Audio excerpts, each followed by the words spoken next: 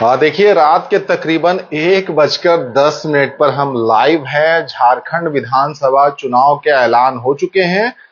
13 नवंबर और 20 नवंबर दो चरणों में झारखंड के चुनाव होने हैं और 23 नवंबर को परिणाम आ जाएंगे।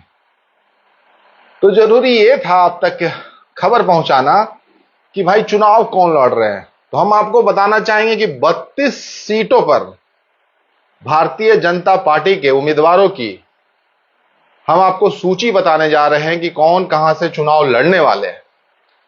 और ये आप मान के चलिए, इसमें एक आध दो हो सकता है लास्ट मोमेंट में चेंज हो, लेकिन ये राजनीति है तो उलट पुलट हो सकता है।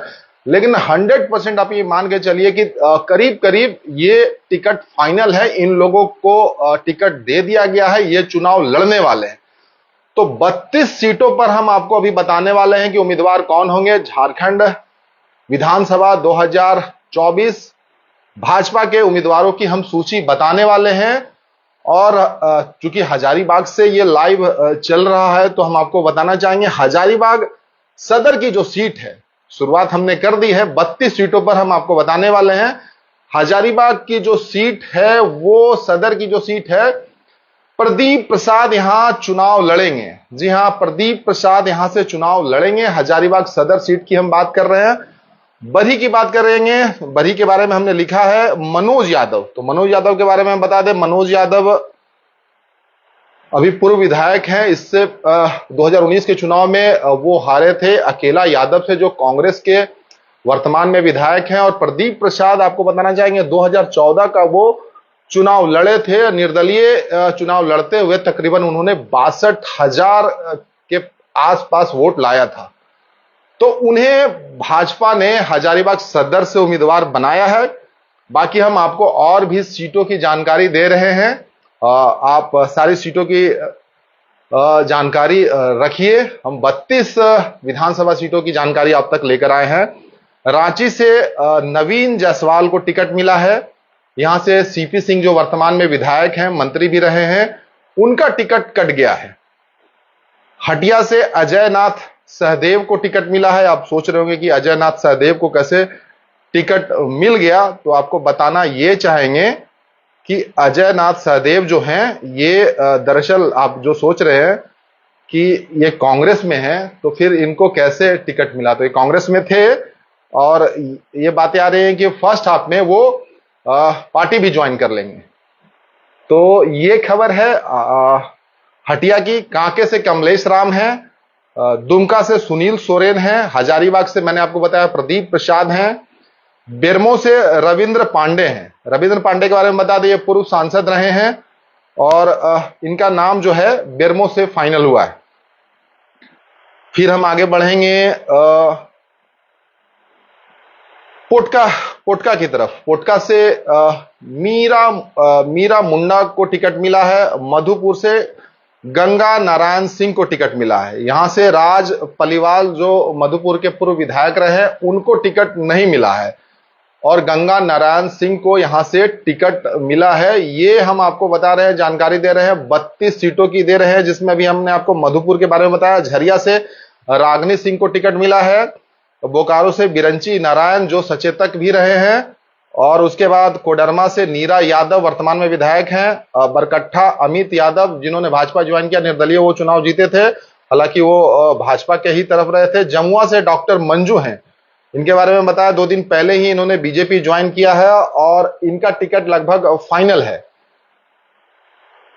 बरही से मनोज यादव, जिसकी जानकारी हमने शुरू में आपको दी। चक्रधरपुर से शशि भूषण, जगन्नाथपुर से गीता कोड़ा मधु कोड़ा की पत्नी है। बगोदर से नागेंद्र महतो, ये पूर्व में विधायक रहे हैं। गांडे से मुनिया देवी, गिरिडीह से निर्भय शाहवादी, निरसा से अर्पणा सेन, चंदन क्यारी से अमर बावरी नेता प्रतिपक्ष हैं। गुमला से सुदर्शन भगत,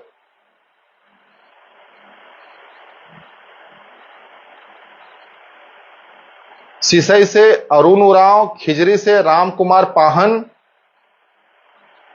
सरायकेला से चंपई सोरेन, जिनके बारे में पता है पूरे झारखंड में जो सनसनी मची थी जिन्होंने झारखंड मुक्ति मोर्चा का साथ छोड़कर भाजपा का दामन थामा था, और जो रास्ता है, जो सत्ता की तरफ जो रास्ता ले जाता है, वो कहीं ना कोल्हान और संथाल है। तो उनके भरोसे एक एक कोशिश की जा रही है कि शायद वो जो है अभेद किला, वो शायद भेद दिया जाए। 2019 के चुनाव में भाजपा के हाल बहुत बुरे थे।